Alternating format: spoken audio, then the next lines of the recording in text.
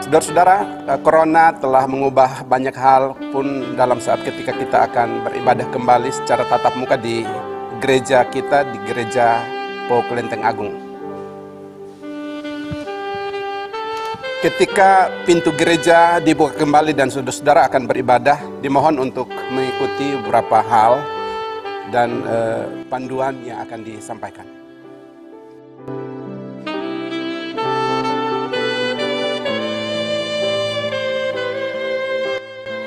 Inilah beberapa hal yang dapat kita persiapkan dari rumah.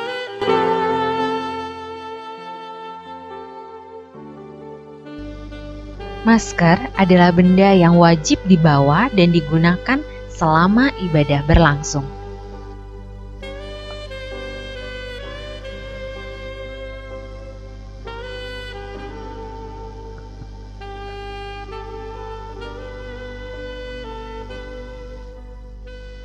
Sampai di gereja, cucilah tangan di tempat yang telah disediakan.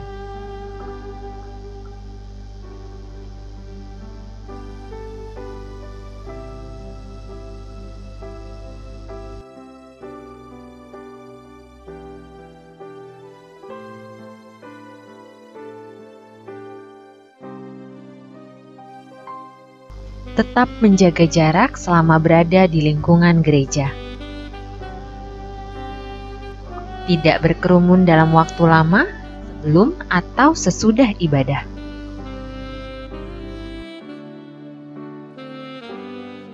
Mohon mengikuti prosedur pengecekan suhu tubuh.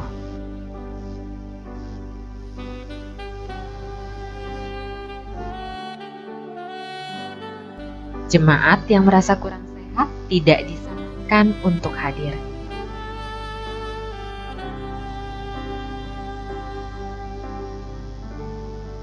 Duduklah di tempat yang tidak bertanda silang sambil tetap menjaga jarak.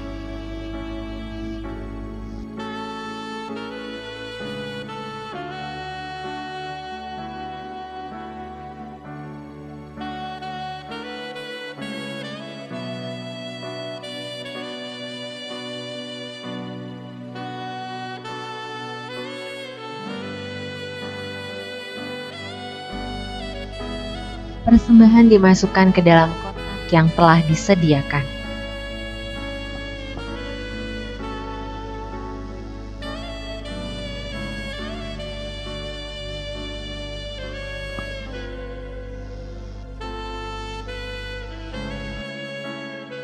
Selesai ibadah, jemaat keluar melalui pintu samping dan menyampaikan salam dengan menangkupkan tangan.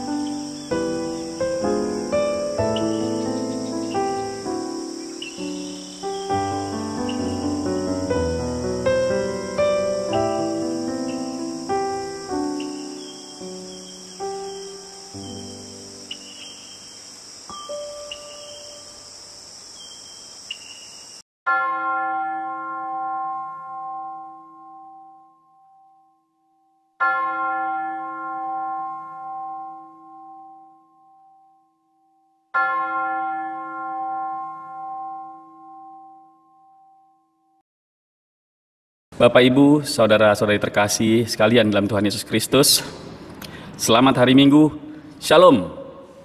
Apa kabar Bapak, Ibu, saudara sekalian? Kami dari unsur pelayan dengan penuh harap dan doa, kiranya Bapak, Ibu, saudara-saudari terkasih sekalian dalam Tuhan Yesus Kristus, senantiasa dalam penyertaan dan perlindungan dari Tuhan kita Yesus Kristus, sehingga kita dimampukan dan dikuatkan melewati tantangan dan wabah pandemi virus COVID-19 yang melanda saat ini. Baik, kita akan mendengarkan warta jemaat hari ini Minggu tanggal 23 Agustus 2020 yang adalah ibadah online kita yang ke-25. Hari ini kita akan dilayani oleh Gembala Sidang Bapak Pendeta Semrit Noneliu STH Emin.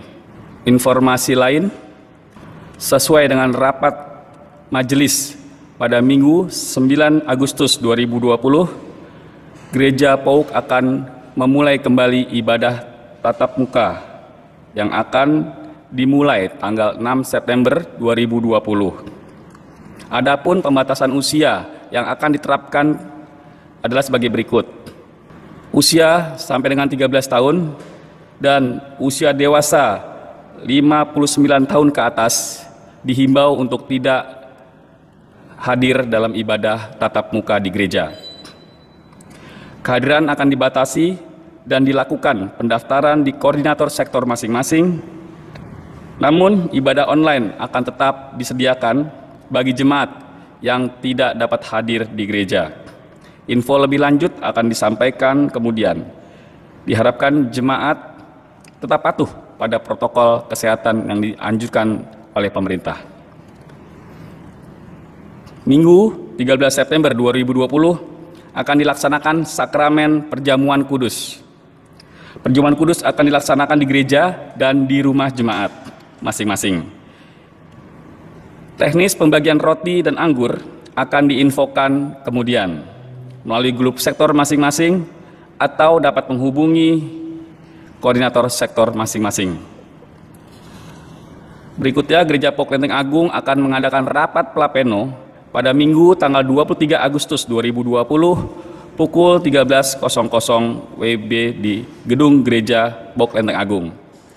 Rapat pleno akan dilaksanakan pada Minggu tanggal 30 September 2020. Pembekalan untuk calon majelis jemaat dan majelis pertimbangan periode 2020 sampai dengan 2024 akan dilaksanakan pada hari Sabtu, tanggal 5 dan 12 September 2020.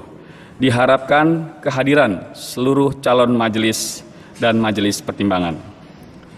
Ibadah Minggu pada 30 Agustus 2020 pukul 9 akan dilaksanakan pertukaran pelayan firman dari PAUK se-DKI. Bersama seluruh gereja PAUK di DKI Jakarta menggunakan ibadah live streaming secara serempak. Link YouTube akan dibagikan kemudian oleh grup sektor masing-masing. Majelis dan jemaat mengucapkan selamat hari ulang tahun kepada Bapak, Ibu, saudara-saudari yang berulang tahun 1 minggu ke depan. Kiranya semakin ditambahkan usia, semakin berlimpah pula kasih karunia dan berkat Tuhan bagi Bapak, Ibu, saudara-saudari terkasih sekalian. Baik, kita akan memasuki ibadah kita. Untuk itu, Bapak, Ibu, dan saudara-saudari sekalian, kami undang untuk bangkit berdiri. Kita akan bersaat teduh. Saat teduh dimulai.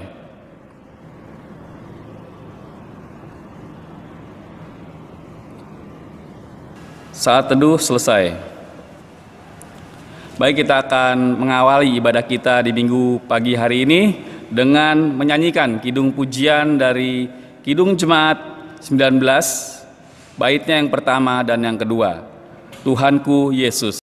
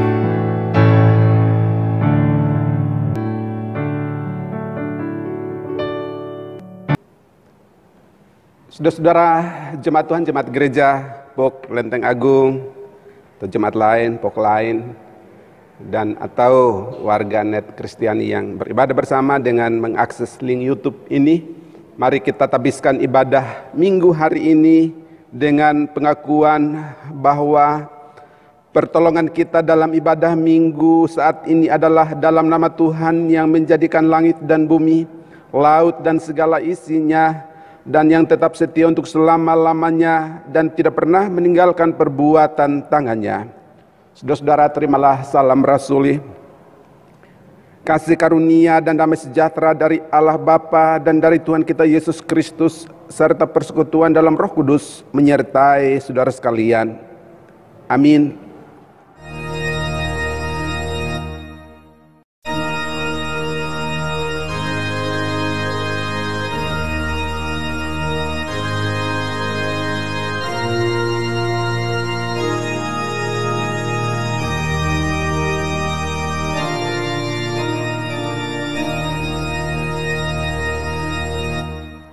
Saudara-saudara, jemaat Tuhan masih tetap berdiri. Nas pembimbing sebagai nas tema dalam ibadah minggu kita hari ini terambil di dalam Kolose 3 ayat yang ke-9 dan ayat yang ke-10. Kolose 3 ayat 9 dan 10. Jangan lagi kamu saling mendustai, karena kamu telah menanggalkan manusia lama serta kelakuannya, dan telah mengenakan manusia baru yang terus-menerus diperbaharui untuk memperoleh pengetahuan yang benar menurut gambar haliknya. Demikianlah nats pembimbing bagi kita. Mari kita sambut nats pembimbing dengan melakukan pujian dari Kidung Jemaat 395 bait yang pertama dan kedua. Betapa indah harinya saat kupilih penebus, dan seterusnya.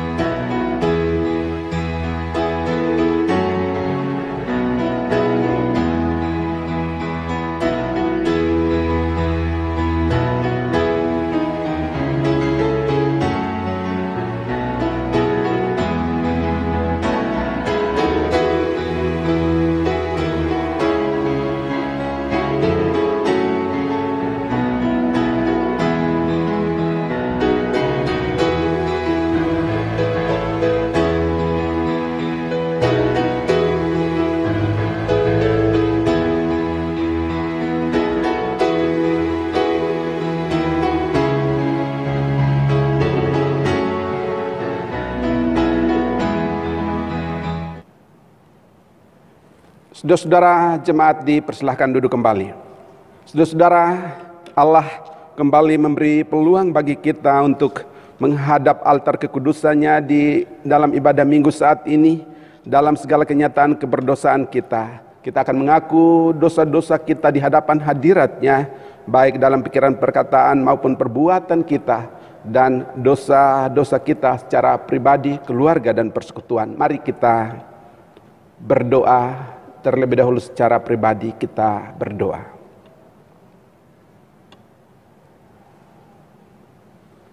Ya Allah, terima kasih untuk keluhuran cinta kasih-Mu yang memungkinkan kami datang ada dalam hadirat-Mu yang Maha Kudus, dengan segala kenyataan keberdosaan kami, kegagalan, kelalaian kami untuk hidup menurut standar-Mu, hidup menurut kehendak-Mu dalam kehidupan kami, dalam pikiran, perkataan, dan perbuatan kami, khususnya dalam sepekan kemarin.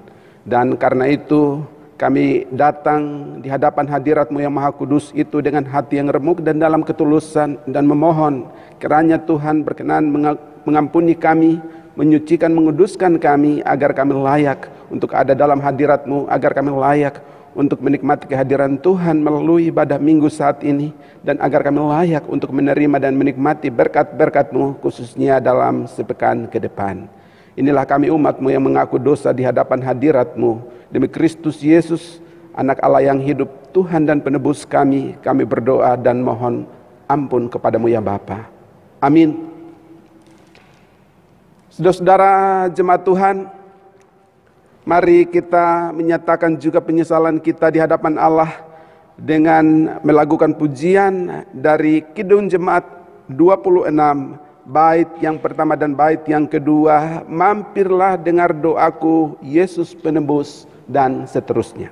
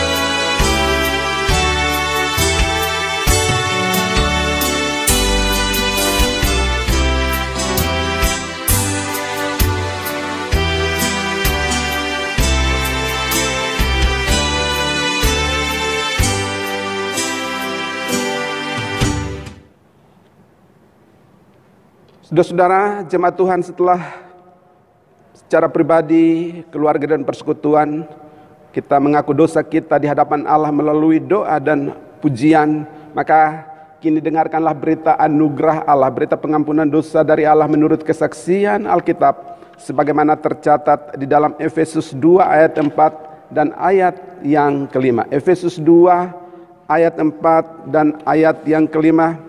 Demikian bunyi firman Tuhan, tetapi Allah yang kaya dengan rahmat oleh karena kasih setianya yang besar yang dilimpahkannya kepada kita telah menghidupkan kita bersama-sama dengan Kristus sekalipun kita telah mati oleh kesalahan-kesalahan kita.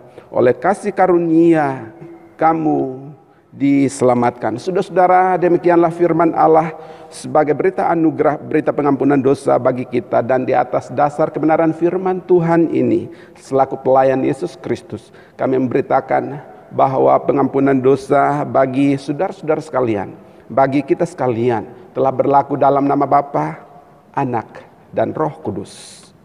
Amin. Saudara-saudara, mari kita nyatakan syukur sukacita kita atas pengampunan dosa yang kita terima dari Allah dengan melakukan pujian dari nyanyikanlah kidung baru nomor 129 bait yang pertama dan bait yang kedua, indah mulia bahagia penuh dan seterusnya.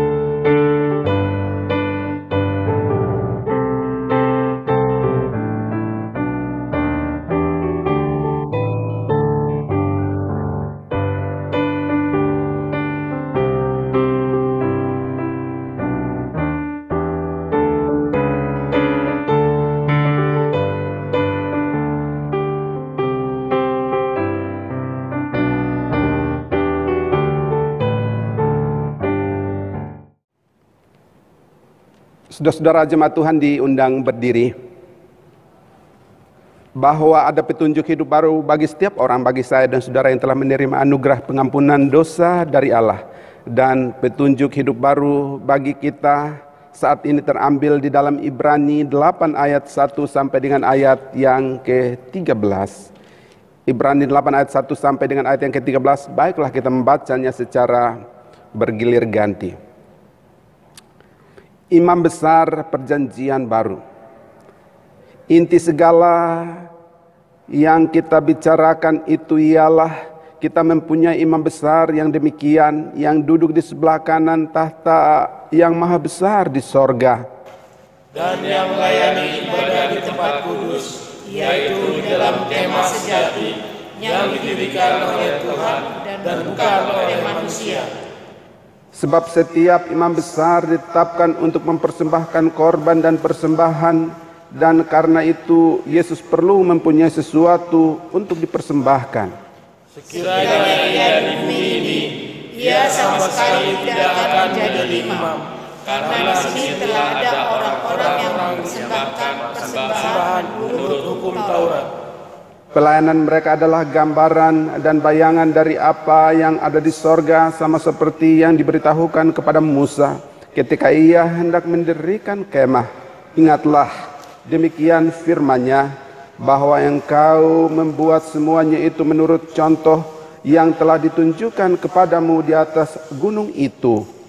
Tetapi sekarang ia telah mendapat suatu pelayanan yang jauh lebih agung, karena ia menjadi pengantara dari perjanjian yang lebih mulia, yang didasarkan atas janji yang lebih tinggi.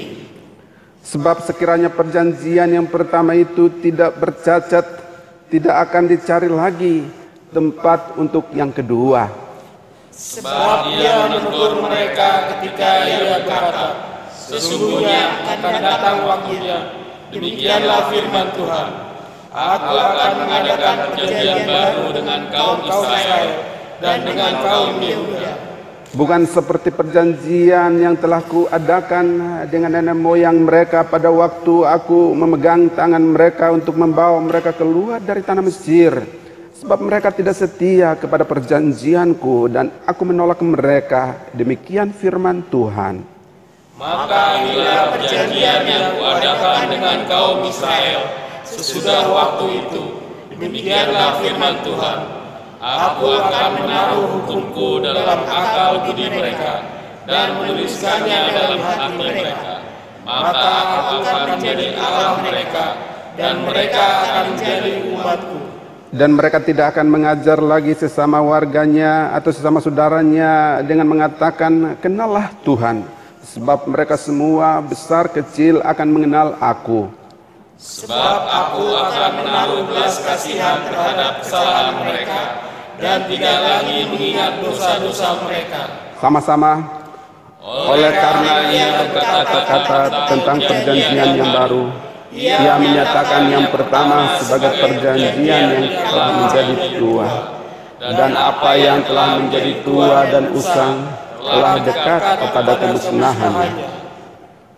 Saudara-saudara, demikianlah firman Allah sebagai petunjuk hidup baru bagi kita sekalian. Roh Kudus kiranya menolong, menyanggupkan, memungkinkan kita untuk mewujudkannya dalam kehidupan keimanan kita sehari-hari. Amin. Saudara-saudara, mari kita nyatakan kesanggupan kita untuk melakukan petunjuk hidup baru yang telah kita baca dan dengarkan bersama dengan melakukan pujian dari Kidung Jemaat 356, bait yang pertama dan bait yang kedua. Tinggallah dalam Yesus, jadilah muridnya, dan seterusnya.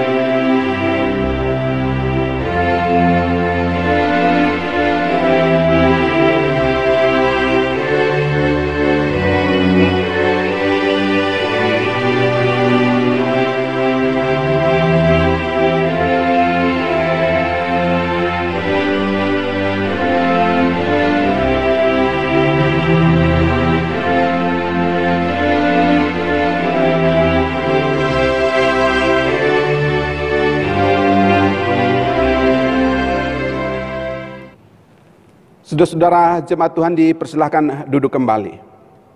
Saudara-saudara, tiba saatnya bagi kita untuk mendoakan secara khusus bagi kekasih-kekasih kita, para ibu yang sedang mengandung dan anak-anak atau cucu-cucu jemaat yang masih kecil, yang masih batita, balita. Dan karena itu diundang kepada para ibu yang mengandung dan anak-anak atau cucu jemaat yang ada di tengah keluarga, di tengah persekutuan rumah tangga masing-masing untuk berdiri. Mari kita berdoa.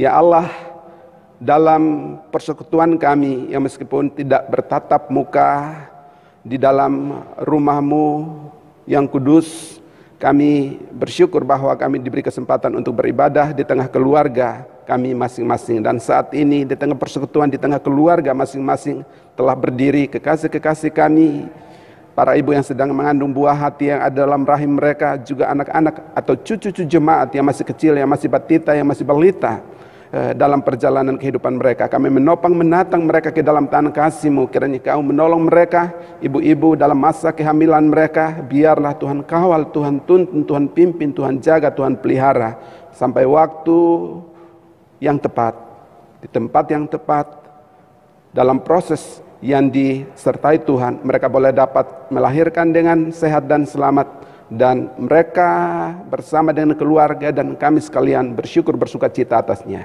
Demikian juga dengan anak-anak atau cucu-cucu jemaat-Mu yang juga saat ini berdiri di tengah persekutuan, di tengah keluarga mereka bersama pendamping orang tua dan atau kakek nenek mereka.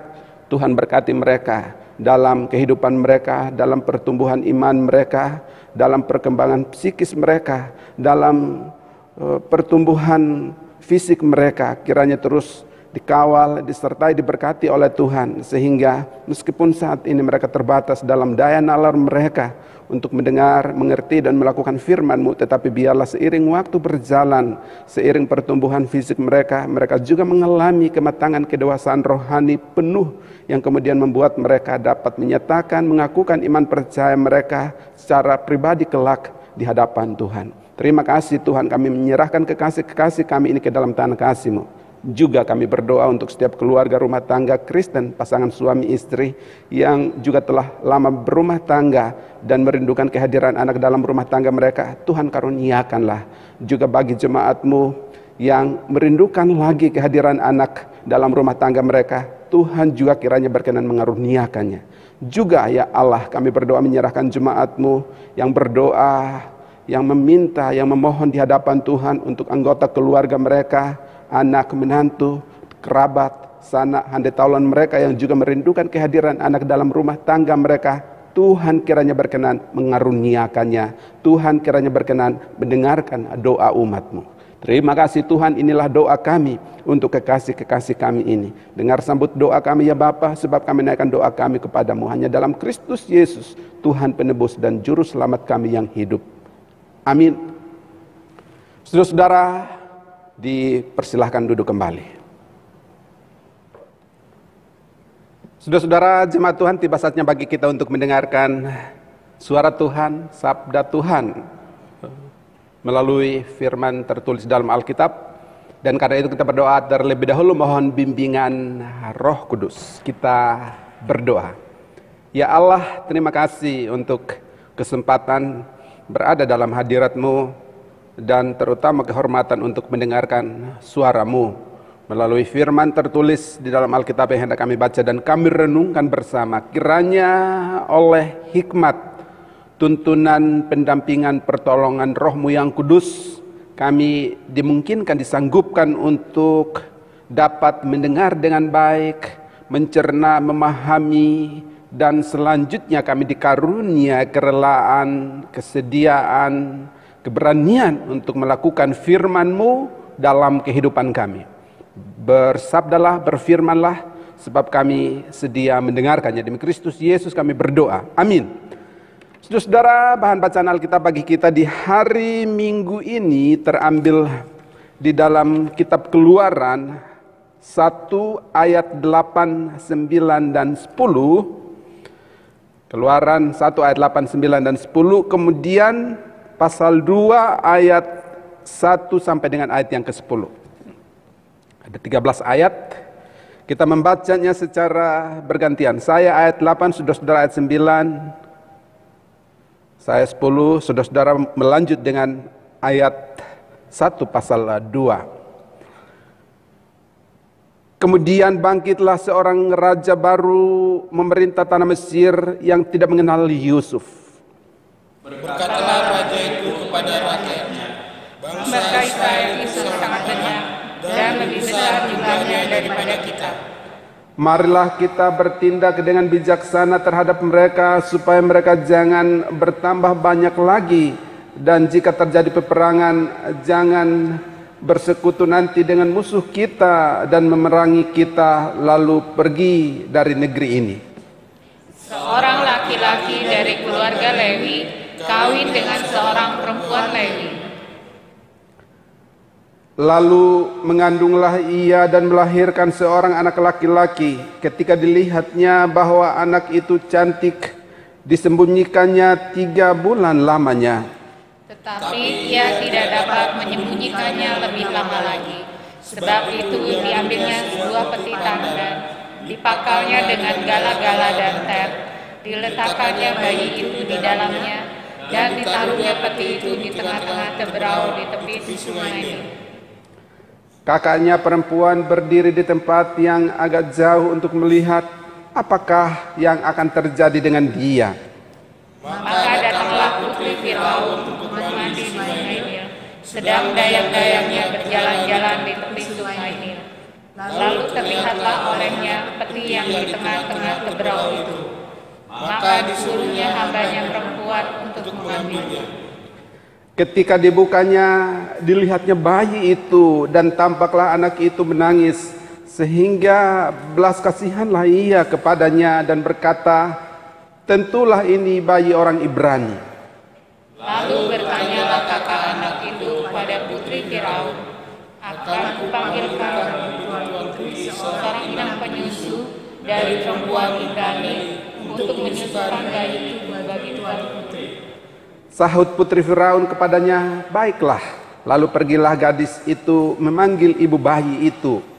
Maka berkatalah putri Firaun kepada ibu itu, bawalah bayi ini dan susukanlah dia bagimu, maka aku akan memberi upah padamu. Kemudian perempuan itu mengambil bayi itu dan menyusuinya. Ketika anak itu telah besar, dibawanyalah kepada putri Firaun yang mengangkatnya menjadi anaknya dan menamainya Musa. Sebab katanya, karena aku telah menariknya dari air. Saudara-saudara, demikian jauh pembacaan firman Allah bagi kita sekalian. Dan yang berbahagia adalah setiap orang, saya dan atau saudara-saudara yang telah mendengarkan firman Allah, meresapi, menggumuli, dan mengejawantahkannya dalam kehidupan keimanan kita setiap hari. Terpujilah Allah untuk firman-Nya. Haleluya.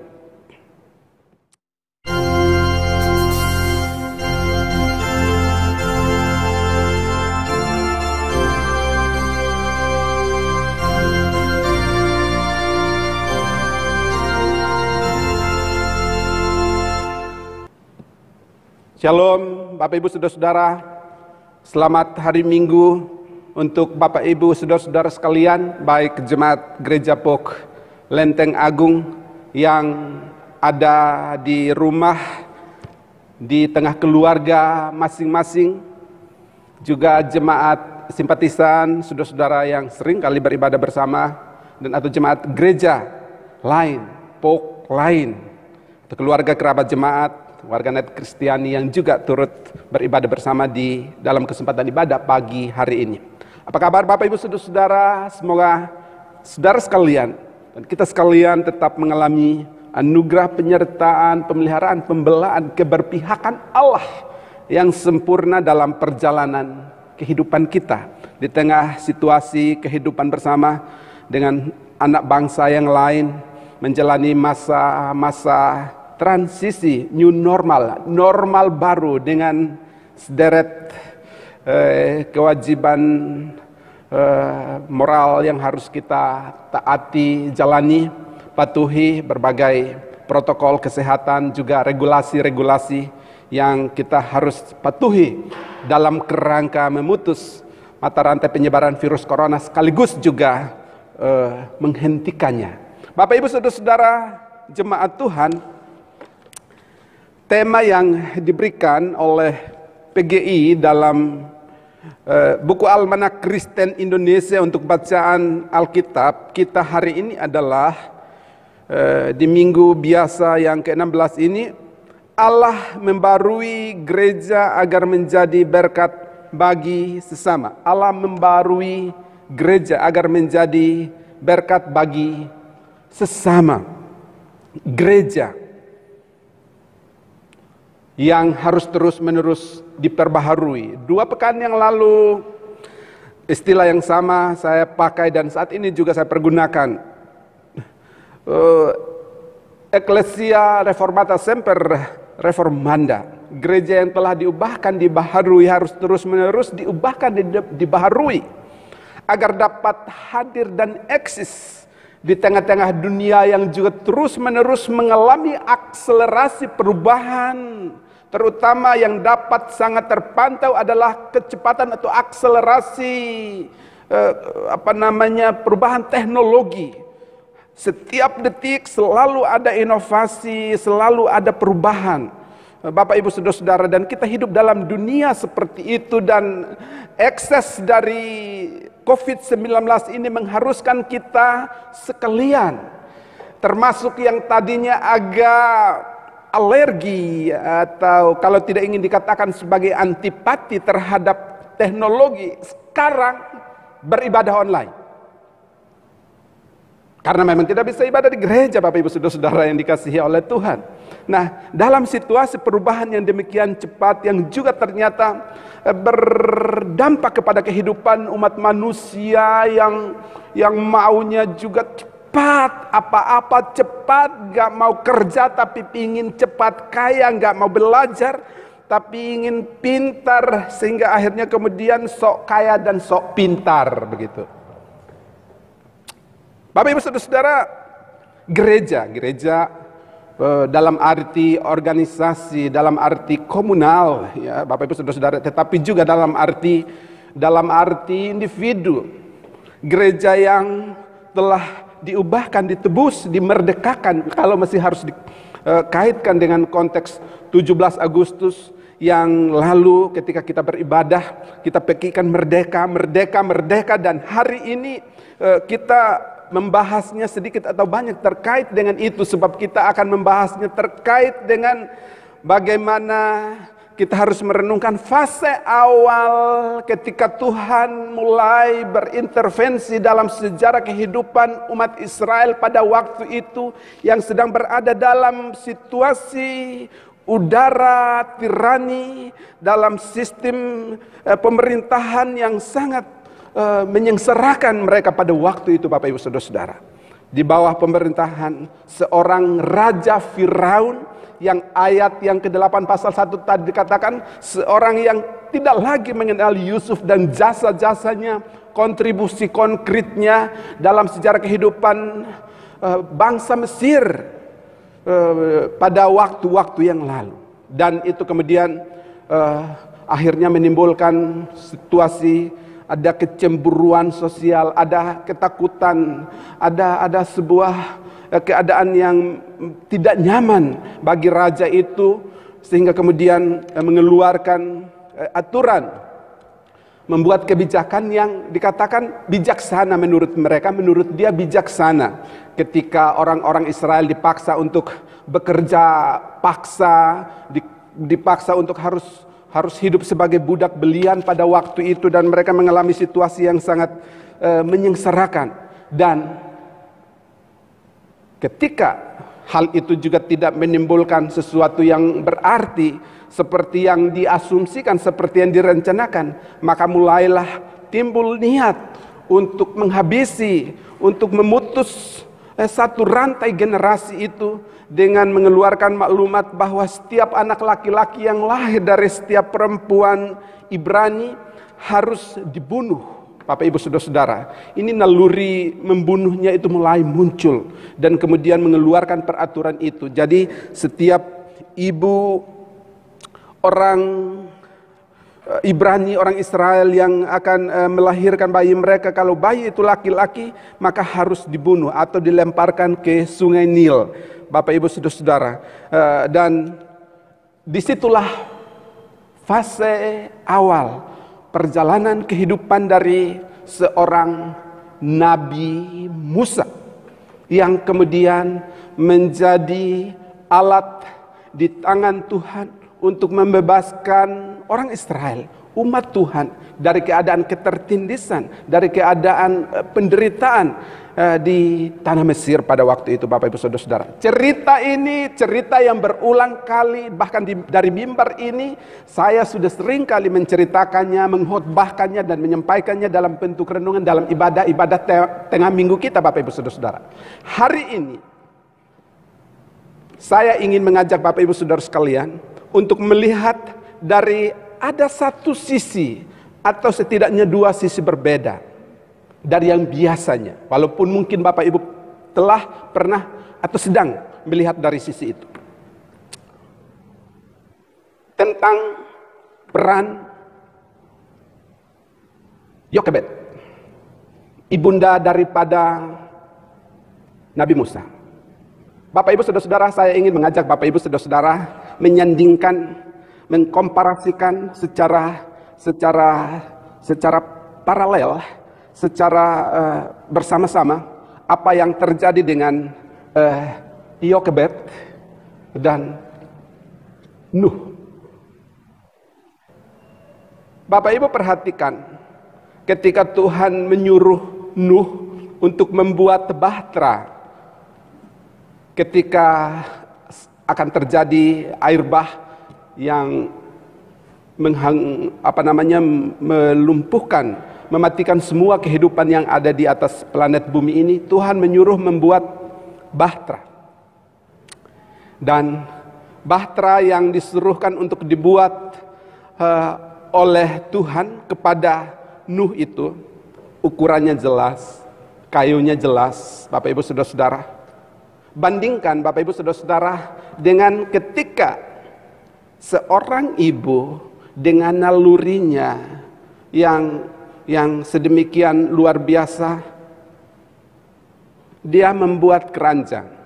Walaupun bagi orang Mesir pada waktu itu, dalam situasi-situasi seperti itu, membuat keranjang sesuatu yang sudah lazim dalam tradisi Mesir kuno, ya, membuat keranjang seperti itu. Dan keranjang yang dibuat itu adalah dari pohon papirus. Pohon papirus Bapak Ibu dapat menyaksikan di slide, ya. Pohon dengan pelepahnya yang pada batang yang paling besar itu mungkin berdiameter kira-kira 3 atau 4 cm. Dan kemudian pohon itu dari batang itu, kalau Bapak Ibu Saudara-saudara ingin melihatnya secara nyata, itu datanglah ke Museum Lembaga Alkitab Indonesia di Salemba 9, lantai 9 atau lantai berapalah, pokoknya di Lembaga Alkitab Indonesia itu ada pohon papirus di sana. Dan pohon papirus itu batangnya itu diambil, kemudian dipotong dan digiling menjadi kertas. Bapak Ibu perhatikan di slide, ada kertas papirus. Nah, kertas-kertas seperti itulah kemudian menjadi kertas yang dipakai untuk menulis naskah-naskah kuno, termasuk sebagian dari lembar-lembar Alkitab ditulis di atas kertas papirus. Seperti itu. Nah, selain daripada itu, batang pohon papirus itu juga dapat dianyam menjadi perahu, ada di slide, Bapak Ibu perhatikan sambil saya bicara. Kemudian juga dapat dibuat menjadi keranjang. Perhatikan, bandingkan cerita di dalam Alkitab dengan keranjang yang Bapak Ibu lihat, saksikan di slide. Kira-kira saya berimajinasi kira-kira seperti itulah ukuran keranjang yang dipilih untuk dibuatkan oleh Yokebed, ibunda daripada Nabi Musa pada waktu itu, bagi Musa kecil, bagi bayi Musa itu, Bapak Ibu Saudara-saudara. Dan Yokebed melakukan itu dengan hanya punya keyakinan iman, sudah sangat pasti sebagai seorang Lewi, dari keturunan Lewi, dia punya kepercayaan, keyakinan yang teguh kepada Allah Yahweh-nya yang akan menyelamatkan putranya itu. Dan ketika dia melakukannya itu, boleh hanya dikatakan sebagai asumsi, sebagai katakanlah spekulasi. Lalu kemudian bayi itu ditaruh di dalam keranjang yang terbuat dari papirus itu, dari batang papirus itu, kemudian ditaruh di dekat Sungai Nil, di tepian Sungai Nil. Bapak Ibu Saudara-saudara, di Sungai Nil itu banyak buaya. Ketika berkesempatan ke sana beberapa waktu yang lalu, kami melihat betapa luasnya, lebarnya sungai itu dengan airnya yang deras, ada perahu dan sebagainya. Dan menurut warga, menurut tour guide kami waktu itu, ternyata di sungai itu ada buayanya.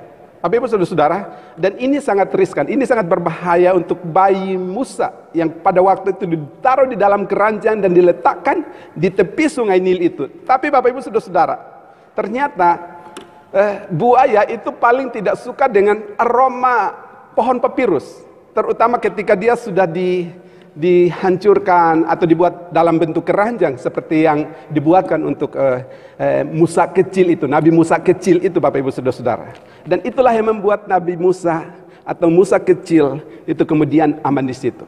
Lalu kemudian perhatikan konstruksi ceritanya, alur narasinya ketika Miriam, kakaknya, kemudian berdiri dari jauh. Mereka melakukan itu sekali lagi hanya spekulasi.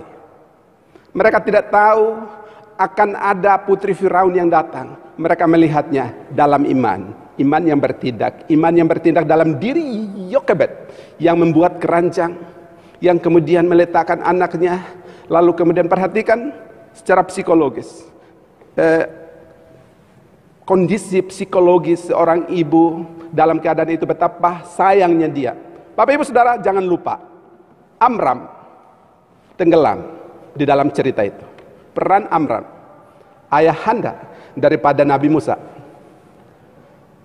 Jadi, Bapak Ibu Saudara-saudara, tentang betapa Allah turut bekerja, Allah dalam kekuasaannya, dalam kemahakuasaannya menyelamatkan Nabi Musa.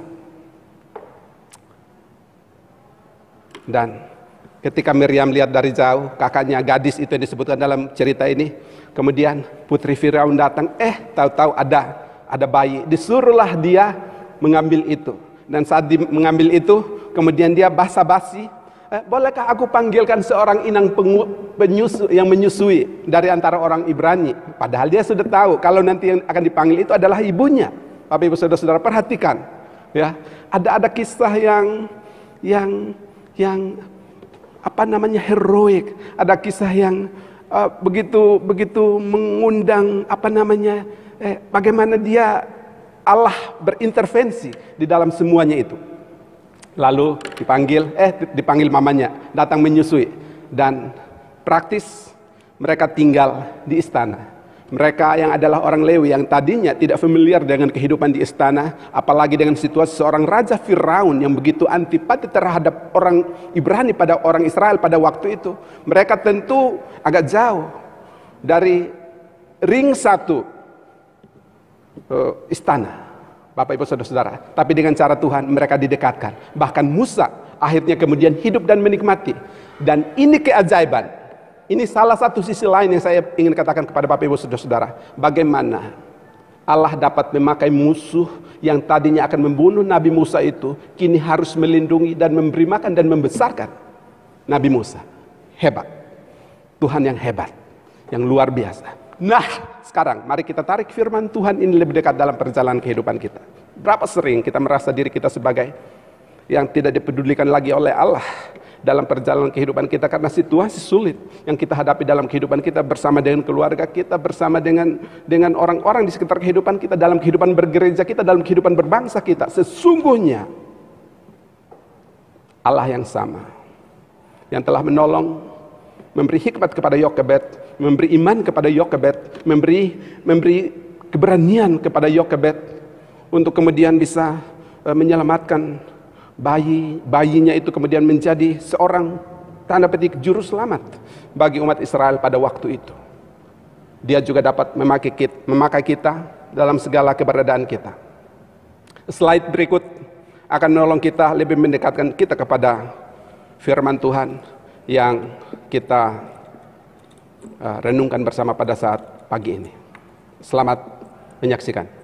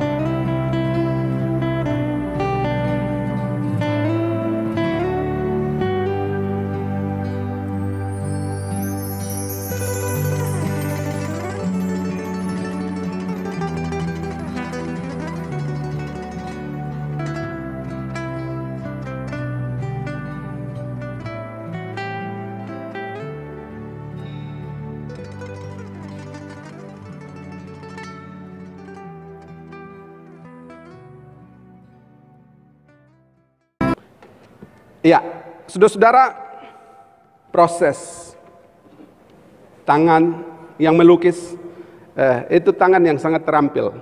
Bagaimana dari melukis seorang dengan wajah bayi yang baru lahir, kemudian gambar yang sama dipoles sedemikian rupa menjadi kanak-kanak, menjadi anak-anak, menjadi gadis remaja, gadis dewasa, menjadi ibu, bahkan akhirnya menjadi nenek yang tua renta. Itu sesungguhnya adalah merupakan proses alamiah yang terjadi dalam kehidupan kita, Bapak Ibu Saudara-saudara. Setiap kita pernah melewati fase itu.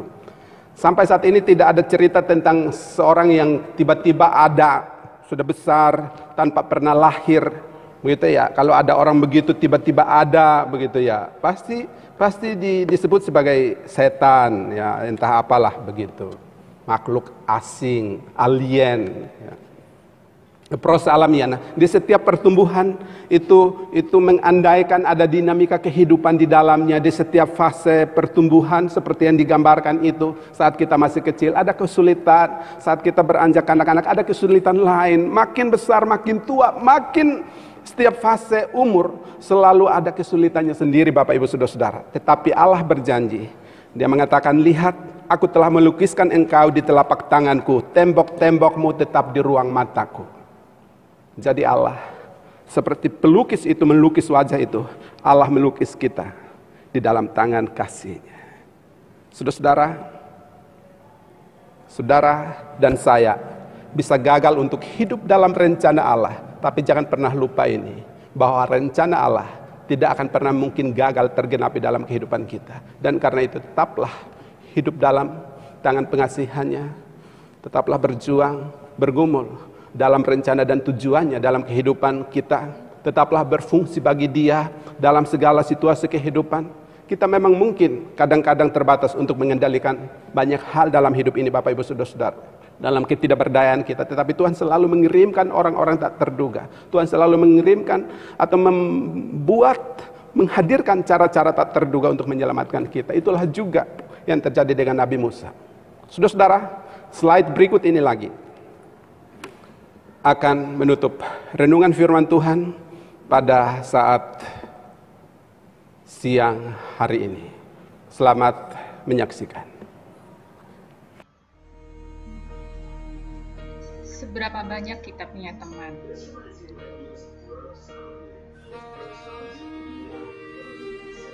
Yang selalu bersama kita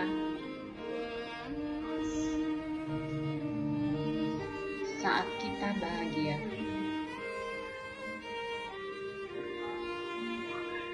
Tapi akankah Dia menolongmu saat kamu susah dan menderita? Bahkan saat nyawamu terancam, mungkin mereka hanya jadi penonton, seakan tidak peduli akan derita yang kamu alami. Mungkin teman sejatimu tidak ada di sekitar kamu dan tidak pernah kamu pikirkan. Bahkan jauh dari kata mungkin. Sahabat, selalulah berbuat baik dalam kondisi apapun. Karena kita tidak akan pernah tahu apa yang akan terjadi pada kita.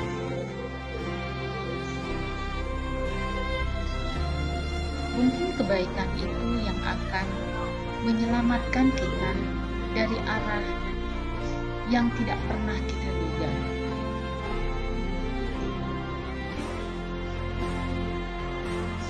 Percayalah, Allah akan mencatatnya dan akan membalasnya pada saat yang Allah akan berkata. Karena kebaikan itu pasti berbalas. dan percayalah hanya kepada Allah, bukan pada manusia, dan selalu ingat kepadanya. Ingat selalu lewat doa dan ibadah, karena sesungguhnya dunia ini bukanlah tujuan akhir dari perjalanan.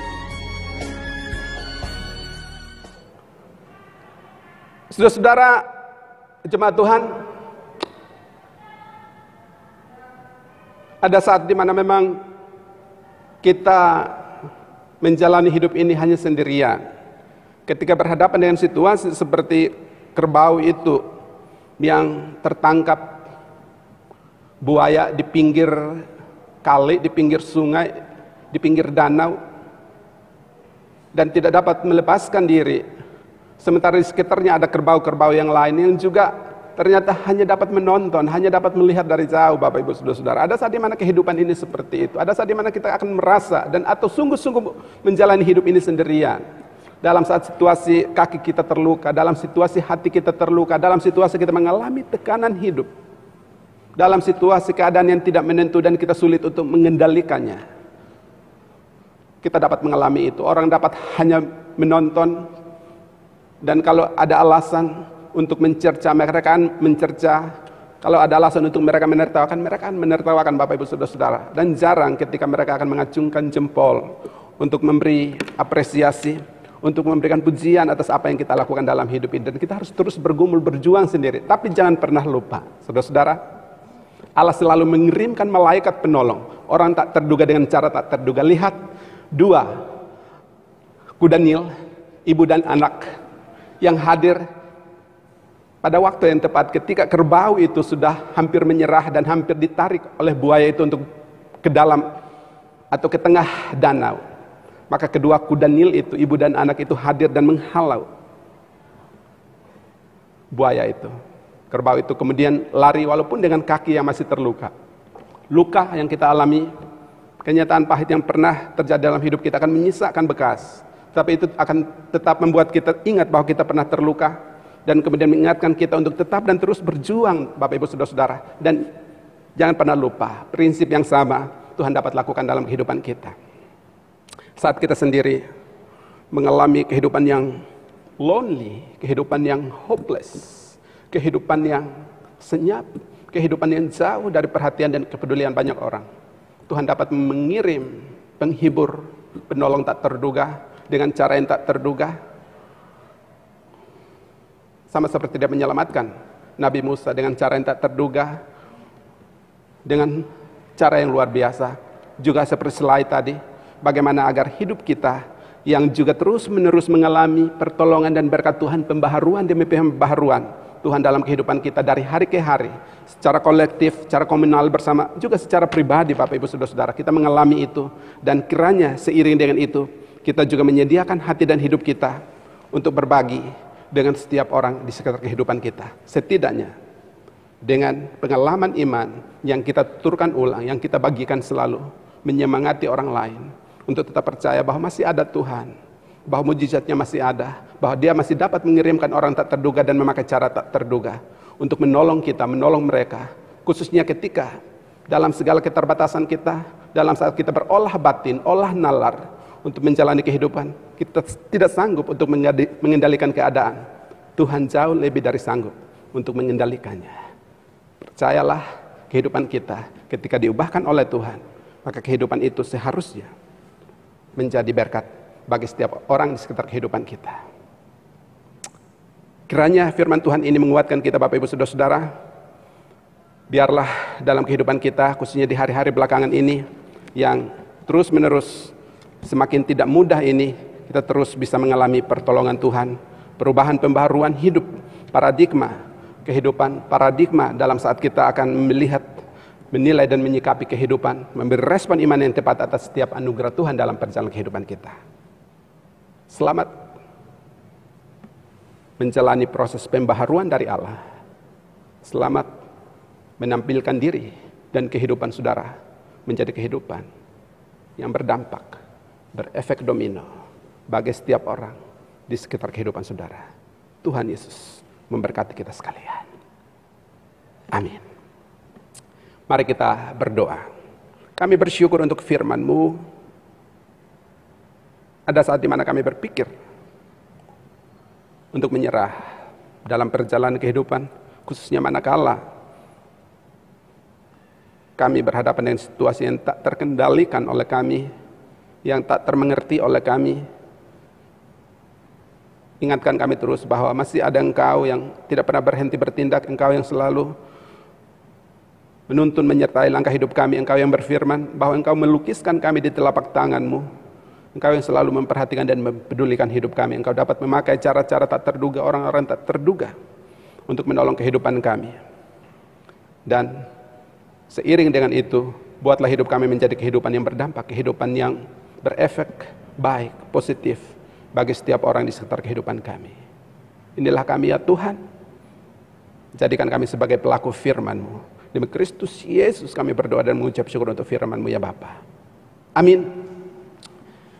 Saudara-saudara jemaat Tuhan, saudara-saudara diundang berdiri.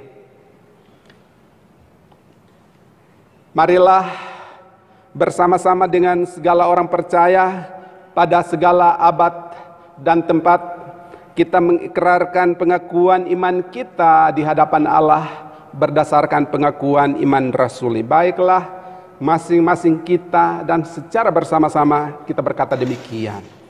Aku percaya kepada Allah, Bapa yang Maha Kuasa, Khalik langit dan bumi, dan kepada Yesus Kristus anaknya yang tunggal Tuhan kita, yang dikandung daripada Roh Kudus, lahir dari anak darah Maria, yang menderita di bawah pemerintahan Pontius Pilatus, disalibkan, mati dan dikuburkan, turun ke dalam kerajaan maut.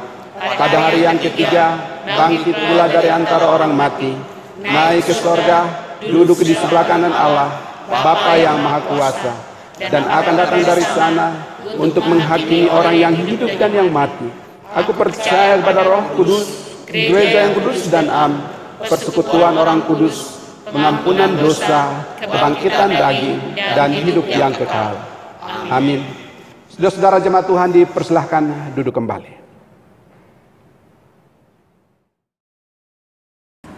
Ibu bapak, saudara yang terkasih dalam Yesus Kristus, marilah kita memberikan persembahan kita untuk pelayanan pekerjaan Tuhan sambil mengingat firman Tuhan yang diambil dari Mazmur 30 ayat 5 yang berbunyi demikian. Nyanyikanlah mazmur bagi Tuhan, hai orang-orang yang dikasihinya, dan persembahkanlah syukur kepada namanya yang kudus. Sambil pundi-pundi diedarkan, kita memuji Tuhan dari NKB 208 ayat 1 dan 2, dan ayat yang ketiga akan kita nyanyikan setelah doa persembahan. NKB 208, tabur waktu pagi.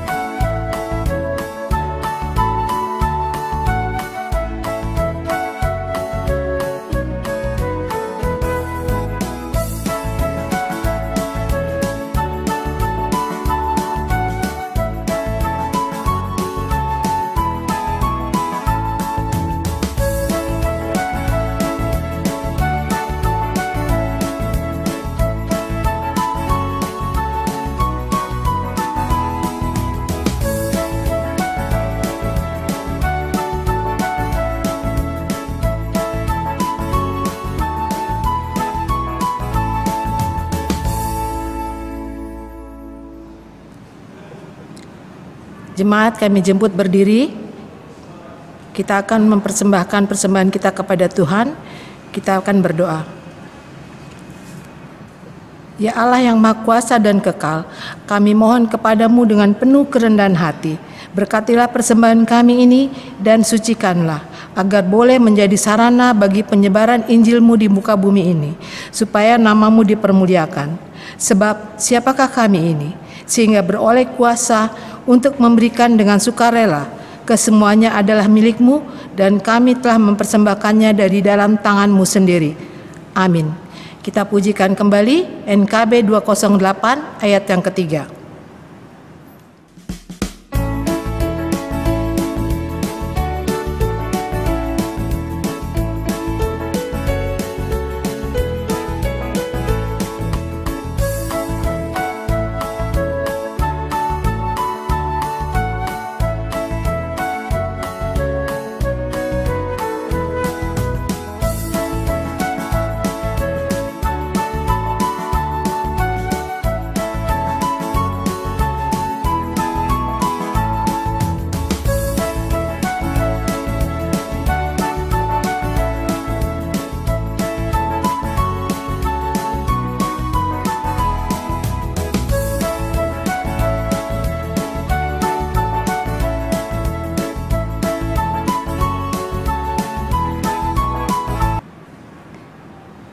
Sekarang jemaat kami undang untuk duduk kembali. Saudara-saudara, jemaat Tuhan, mari kita persiapkan hati kita untuk menaikkan doa syafaat kita di hadapan Allah. Mari kita berdoa. Ya Allah, terima kasih untuk lawatan Tuhan bagi kami, terutama di hari Minggu ini, dan lebih utamanya melalui firman-Mu yang telah kami baca dan kami renungkan bersama. Tolong kami, agar dalam kehidupan kami senantiasa terus berjalan dalam kehendak dan rencana-Mu dalam kehidupan kami. Ya Allah, berkati umat-Mu, berkati jemaat-Mu, jemaat gereja Pok Lenteng Agung, sektor 1, 2, 3, dan 4, tua, muda, kecil, besar, dalam seluruh jalan hidup mereka, kiranya diberkati Allah, kiranya mereka mengalami proteksi ilahi, perlindungan, pemeliharaan, pembelaan Allah dalam perjalanan kehidupan mereka. Berdoa dan menyerahkan kekasih-kekasih kami, orang-orang tua kami yang sudah berada di usia usia indah mereka, baik dalam keadaan mereka sendiri sebagai oma atau opa, maupun sebagai oma opa, sebagai pasangan suami istri yang masih lengkap. Tuhan berkatilah mereka, tolonglah mereka dalam kehidupan keseharian mereka bersama dengan anak cucu mereka, ya Tuhan. Kami berdoa dan menyerahkan jemaat-Mu, setiap keluarga, setiap rumah tangga dengan berbagai-bagai pergumulan kehidupan yang mereka hadapi. Tuhan hadir memberi jawaban, Tuhan hadir memberi jalan keluar. Untuk jemaat-Mu, untuk anak-anak jemaat-Mu dalam kehidupan mereka, dalam masa studi mereka, di tingkat playgroup, TK, SD, SMP, SMA, dan perguruan tinggi. Tuhan berkati. Dalam situasi mereka harus belajar dari rumah, biarlah Tuhan juga menolong, menyertai, dan memberkati mereka. Yang telah menyelesaikan kuliah dan mencari teman hidup, Tuhan berikan teman hidup yang sepadan. Yang mencari pekerjaan, Tuhan berikan pekerjaan yang terbaik. Ya Tuhan, kami berdoa dan menyerahkan jemaat-Mu yang dalam keadaan sakit, kiranya Allah hadir menjamah, menyembuhkan, memulihkan, yang masih harus menjalani proses pemulihan dengan menjalani berbagai terapi, tindakan medis, dan atau menikmati obat-obatan, makanan, minuman yang dianjurkan. Kiranya Tuhan memakai semuanya itu sebagai media kesembuhan bagi kekasih-kekasih kami ini, ya Tuhan. Terima kasih Tuhan, terima kasih. Kami berdoa dan menyerahkan kehidupan bersama kami sebagai sebuah keluarga besar jemaat gereja Pok Lenteng Agung, kami sebagai pelayan dan seluruh jemaat. Biarlah Tuhan juga sertai dan berkati kami. Kami berdoa dan menyerahkan kekasih-kekasih kami yang berulang tahun kelahiran pada hari ini dan atau sepekan ke depan, untuk Andrew Fritzberg Lambe, Bapak Lunge, Glory Olivia Fredelina, Wanda Maria Damanik, Richard Stephen Kalakik, Bapak Agustinus Lambi, Yusri Lori Wanjik Susanto. Kami serahkan kekasih-kekasih kami ini ke dalam tangan kasih-Mu. kiranya seiring pertambahan usia hidup mereka juga dibarengi dengan pertumbuhan iman mereka yang membuat mereka semakin bersyukur kepadamu atas kasih penyertaan pemeliharaanmu dalam kehidupan mereka. Berkati mereka bersama dengan orang-orang dekat di sekitar kehidupan mereka, orang tua mereka, anak-anak mereka, suami atau istri mereka. Berkati mereka dalam seluruh kehidupan mereka, apa yang menjadi kerinduan, keinginan mereka yang mereka panjatkan kepadamu dalam momentum ulang tahun mereka tahun ini. Tuhan kiranya berkenan mendengar dan menjawabnya. Terima kasih Tuhan, kami berdoa dan menyerahkan pelayanan bersama kami dalam kepanitiaan yang ada, panitia renovasi gedung gereja kami, Ibu Pendeta Effendi Pelapori dan seluruh tim dan para tukang yang bekerja, Tuhan berkati. Panitia retreat, Ibu Damaris dan seluruh rekan-rekan panitia yang terus mempersiapkan segala sesuatu untuk pelaksanaan retreat ini, kiranya Tuhan juga menyertai dan memberkati mereka. Kami juga berdoa dan menyerahkan panitia pemilihan majelis jemaat, majelis pertimbangan di gereja kami untuk periode atau masa bakti pelayanan 2020-2024. Tuhan juga berkati Pak Penatua Samu, Pak Penatua Yosef dan seluruh tim yang telah bekerja, yang telah berupaya untuk memilih nama-nama yang telah ada. Kami berdoa untuk setiap proses selanjutnya sampai kepada pelantikan pada tanggal 20 September. Tuhan sertai, Tuhan berkati. Kami berdoa dan menyerahkan setiap majelis terpilih. Biarlah Tuhan juga sertai dan berkati, persiapkan hati dan pikiran mereka untuk mereka dapat melakukan dan memberikan yang terbaik bagi Tuhan dalam segala keterbatasan mereka melalui pelayanan bersama kami di gereja kami ini ya Tuhan. Terima kasih Tuhan, terima kasih. Kami berdoa dan juga menyerahkan rencana kami untuk melakukan ibadah tatap muka di gedung gereja kami pada tanggal 6 September yang akan datang. Biarlah Tuhan juga menolong, menyertai, memberkati kami sebagai pelayan dalam mempersiapkan segala sesuatu infrastruktur dalam kaitan dengan protokol kesehatan yang dianjurkan pemerintah. Tuhan juga sertai, Tuhan campur tangan, juga jemaat-Mu Tuhan persiapkan mereka sekalian. Terima kasih Tuhan, terima kasih. Kami berdoa dan menyerahkan kehidupan kami, juga jemaat-Mu, jemaat simpatisan yang juga sering beribadah bersama dengan kami dan mungkin juga saat ini beribadah secara online bersama dengan kami. Tuhan juga hadir memberkati mereka dalam studi mereka, dalam pekerjaan mereka, dalam rumah tangga mereka, dalam seluruh kehidupan mereka. Juga ya Allah, warga jemaat lain, warga POK lain, dan atau warga net Kristiani yang juga turut beribadah bersama dengan kami dimanapun mereka berada. Tuhan hadir melawat, menjamah, memberkati kehidupan mereka bersama dengan orang-orang dekat di sekitar kehidupan mereka. Terima kasih Tuhan, terima kasih. Kami berdoa dan menyerahkan gereja Tuhan di seluruh dunia, di Indonesia, di DKI Jakarta, di Jakarta Selatan. Kami berdoa menyerahkan semua ke dalam tangan kasih Tuhan. Tuhan berkati gereja-Mu dalam upaya untuk tetap dan terus hadir sebagai saksi-Mu di tengah-tengah dunia ini ya Tuhan. Para pelayan, jemaat seluruhnya kami serahkan ke dalam tangan kasih Tuhan. Untuk PGW DKI Jakarta, untuk POKS DKI, biarlah Tuhan juga sertai, Tuhan berkati.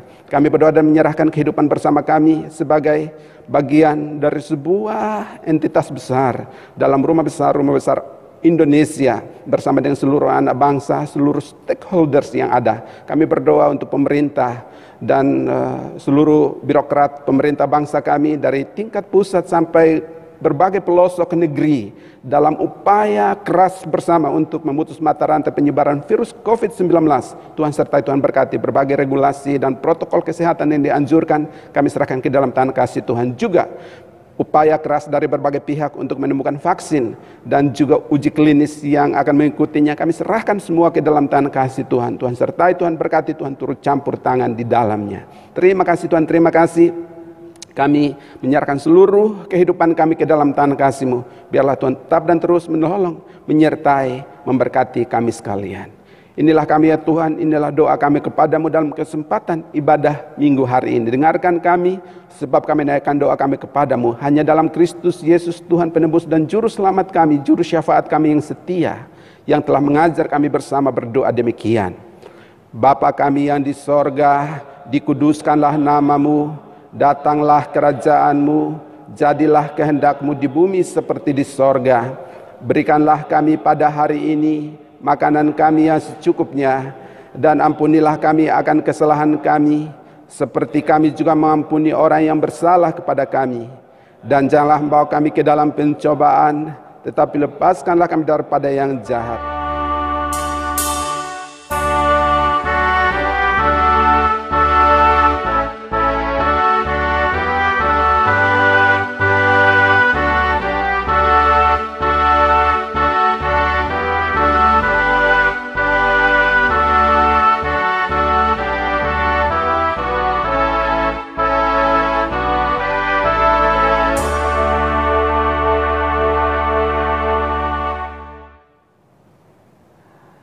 Saudara-saudara jemaat Tuhan, kita telah tiba di penghujung rangkaian ibadah minggu hari ini.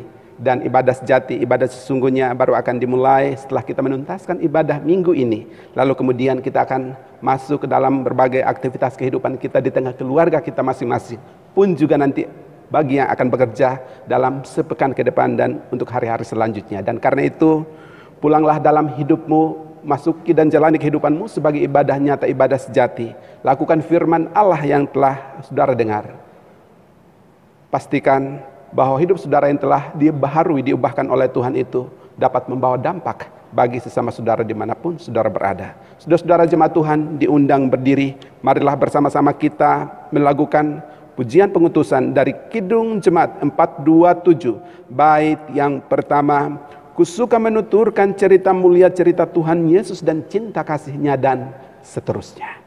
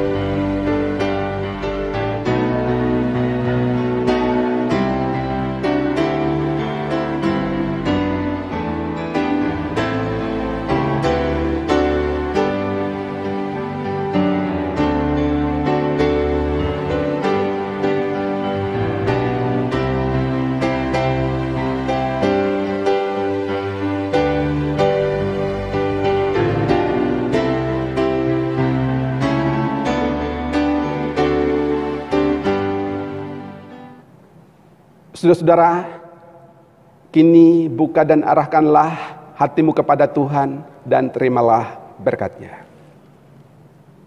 Tuhan memberkati engkau dan melindungi engkau.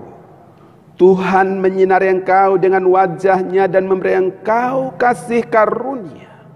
Tuhan menghadapkan wajah-Nya kepadamu dan memberi engkau damai sejahtera. Amin.